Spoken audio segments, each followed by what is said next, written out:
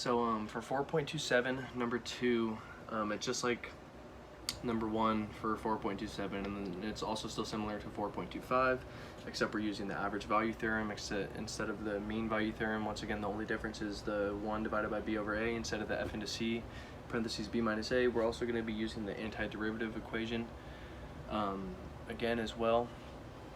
Let me just grab my pen. So first off, we input our given values into the average value theorem, which is the step right here. So it's simply 1 over b minus a, 1 over 3 minus 0, integral 3 between 0, absolute bars, x minus 2 absolute bars, plus 3. 3 is not in the absolute bars. So I was a little bit confused on that step of whether or not you could just absolute bar this right away and it would just turn to x plus 5. But then I noticed that later in the problem we end up with an x plus 5 anyways when you do use the absolute bars down here in the step that I'll explain. And then the next step that I do is I isolate each individual constant and variable inside this entire equation, besides the 1/3 because that's outside of the integral. So then I end up getting 1 divided by 3 integral 3 between 0 parentheses x, integral 3 between 0 parentheses negative 2, integral 3 between 0 parentheses 3. That's right here. And so once again, what I'm doing there is I'm just isolating the terms so it's easier when I apply the antiderivative equation, because the next step is to move all the constants in front of the integrals. So the x doesn't have a constant, but remember the negative 2 and the 3 are the constants, but there's also an invisible x to the 0. We learned that in 4.25. There's an invisible x to the 0 for both of those since they're just constants. But also if I just added the 5 up there, it would just be 5 here and not negative 2, negative 3. But anyways, now that we have our constants isolated, now that we have our x terms isolated from our constants, we apply the antiderivative equation right here to the x to the 0 and the x to the 0, because remember we had 2 constants, so 2 invisible x to the 0s. So this next step is just writing out this antiderivative equation for all of those.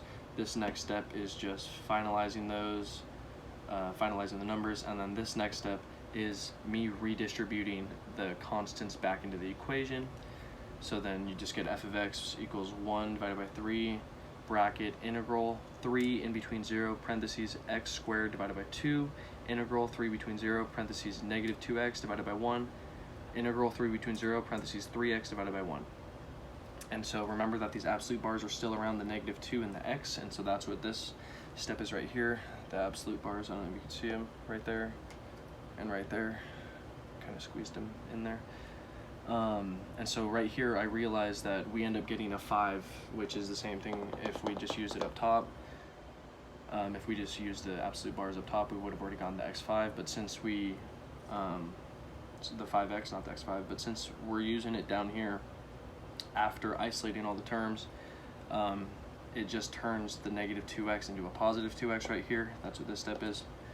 And so then 2x plus 3x is just 5x, and that's what we get right here. And so now we then have our equation to begin our interval, or our integral process. And then so once again, we take out the integral and we apply it to the brackets. We have a 3 up top and a 0. Keep in mind the 3 is the b and the 0 is our a, and it's always b minus a. We have to input this 3 into all the x's into this equation, and then the 0 into all the x's into this equation separately, and then we're going to get 2 different equations and subtract each other. So then that's what we get right here. Keeping the 1/3 on the outside on the bracket, we get f of x, the b equation right here, and then the a equation. And since a is 0, we end up getting 0 for this one. And then you just do some algebra. You simplify the side that isn't 0, because you can't simplify the side to 0. And then you end up getting f of x equals 1 divided by 3 brackets 39 divided by 2. Excuse me. And then I just multiplied across 39 divided by 6. You get f of x equals 39 divided by 6 right here. And then 39 divided by 6 equals 6.5, which is not within the 0,3 interval that we're given. So I believe that this does not work, but I also am a little bit question heavy on whether or not I am correct about this one. But yeah. that's 4.27 number 2. Thank you.